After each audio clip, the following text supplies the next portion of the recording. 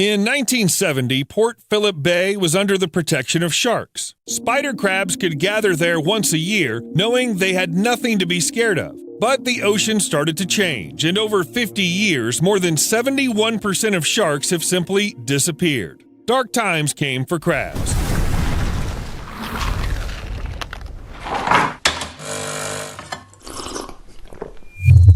Take a closer look.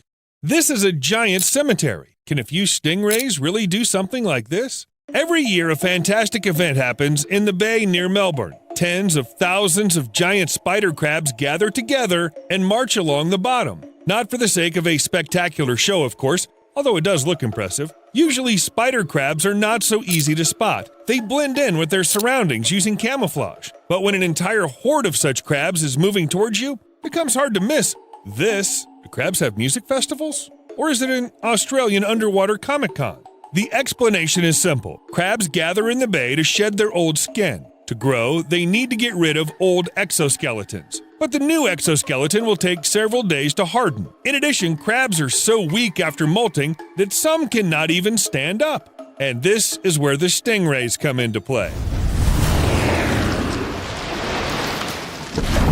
They are well aware that crabs will not be able to fight back, and without a hard shell, they'll be easy prey. Stingrays literally suck them into their mouths like spaghetti. But wait, how do stingrays understand who they need to eat and where the prey is? I'm not questioning their hunting skills, but crabs are, well, how do I put it, below? The mouth of the stingray is underneath the body, but its eyes are at the top. After all, stingrays can't keep turning over to check whether the prey has escaped. Imagine having to do somersaults before you bite into a sandwich. Not very convenient, huh? The stingrays found a way out. Using a special organ, they can detect tiny electric currents coming from other animals. This organ is called the ampullae of Lorenzini, and it's something like tubes inside the body of the fish. In short, those are extra nostrils. They help detect the smallest changes in the electric field, so no eyes are needed. You can just open your mouth and...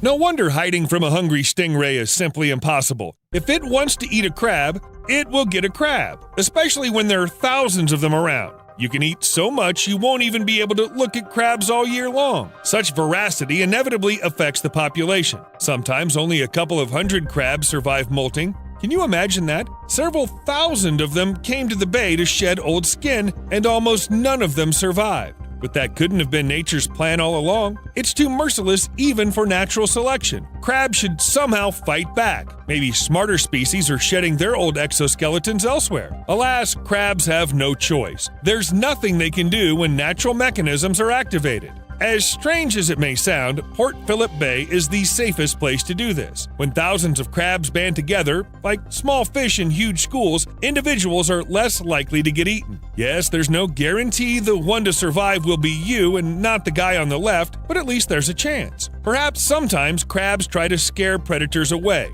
Well, how else can you explain the huge pyramids they build at the bottom? Scientists still haven't figured out the meaning of this structure, but I think it's a defense mechanism. You know, when an animal gets on its hind legs to appear bigger and scarier, it's the same here. I doubt it helps, though. Most likely, stingrays see a pile of crabs just like we see a pile of cheeseburgers. Are you scared of cheeseburgers? That's what I thought. I want an American cheeseburger. Hogan, what on drive. earth for? Cheeseburger first. But crabs outnumber the stingrays. They have claws. Why not fight back the predator? Well, it looks like the crabs are only brave enough to fight cameramen. Who are you filming? Come at me! Okay, everything is clear with crabs. They just can't do anything about their fate. They are unfortunate victims of natural selection. But how did the stingrays realize molting season was the perfect time for a sumptuous dinner? Well, although stingrays are fish, I'll give you a second to process this. So although they are fish, they leveled up their intellect. This is especially true for manta rays. Manta rays are the largest stingrays existing today, and they can grow up to 23 feet in, diameter? Wingspan? It's hard to measure a creature with such a strange shape. Manta rays are like whales in the stingray world. They even feed on plankton. But the most unusual feature about them is their intelligence. Some researchers claim that manta rays even know how to recognize their reflection. Only a few species can do this, including humans. I would not be surprised to find out manta rays are our very distant and very flat relatives. Well, other stingrays have even learned to use tools. It might get hard though. When you're a stingray, you don't have that many limbs, so there's nothing to hold the stick with. But you can create a stream of water to extract food stuck somewhere under the stone. When it comes to hunting techniques, stingrays can get very creative. For example, this stingray decided to have a fish in this tank for lunch, pressed it against the glass, and tried to suck it into its mouth. Don't panic, the fish was saved, the story ended well. They ask you how you are, you just have to say that you're fine when you're not really fine, but you just can't get into it because they would never But perhaps the coolest way to hunt was invented by manta rays. Yes, they feed on plankton. It's not so spectacular, blah blah blah. You just didn't see how manta rays move around. They migrate in search of food, and it looks like shots from some kind of science fiction movie. If so many stingrays were in Port Phillip, there would be no crabs left in Australian waters. But back to hunting. Stingrays approach each other, creating a funnel with swarms of plankton in the middle. All that's left is close in and have a feast on the go. When stingrays feed near the surface of the water, they use a different tactic, simultaneously making wave-like movements and diving deeper one after another, row by row. And sometimes they jump out of the water, perhaps to alert others they've found food, or maybe to attract females. Come on, you have to admit it's hard not to admire it, and I'm not even a stingray. However, manta rays are harmless creatures who will not attack a person even if they want to.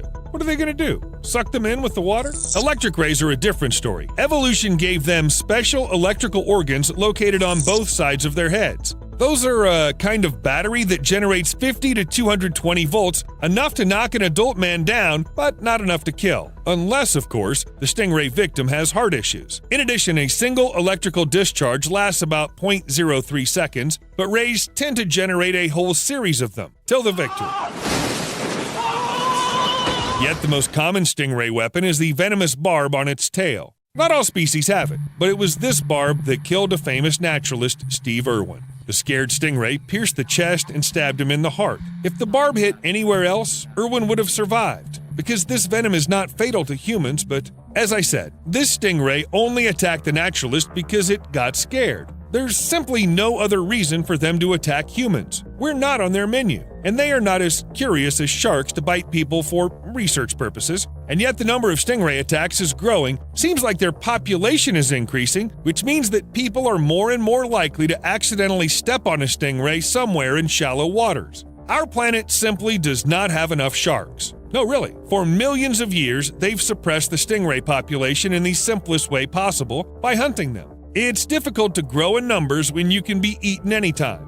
But times have changed. There are a lot of stingrays, and this turned out to be a problem. And not only for spider crabs. Though let's be honest, the poor fellows gathering in Port Phillip Bay are not only eaten by stingrays. This is a real smorgasbord for all local animals, seagulls, seals, dolphins, even other spider crabs. After molting, each of them is too weak, which means they urgently need to restore strength. To eat. Why make an effort when you can go for cannibalism? Well, no love for thy neighbor. Do you know who comes off second best in eating crabs in Port Phillip? After stingrays, of course. Starfish. Seriously, what's next? Aggressive corals? Amur starfish aren't supposed to live that far in the south, but this species was brought to local waters, and they felt like this was a resort, especially when there is so much food around that can't fight back. Scientists are already seriously concerned that together with the stingrays, they could eat all the spider crabs. Wait, hold on a sec. Turns out we have creatures that comes on top of the crab slaying competition? Humans. It is probably very difficult to resist and not start catching crabs when there are tens of thousands of them around.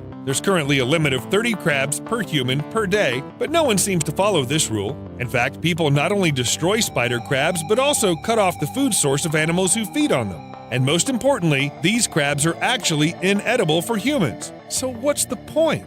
Just why?